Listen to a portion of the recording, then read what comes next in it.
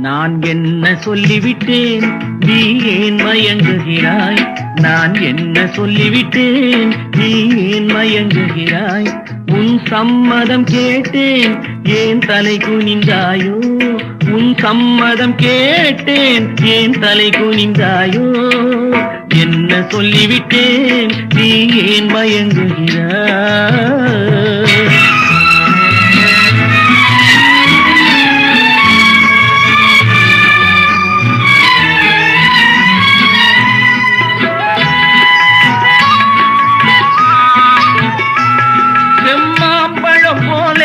கண்ணும் சிவந்து விட்டதடி, கொண்ட மௌனத்தினாலே இது கனிந்து விட்டதடி.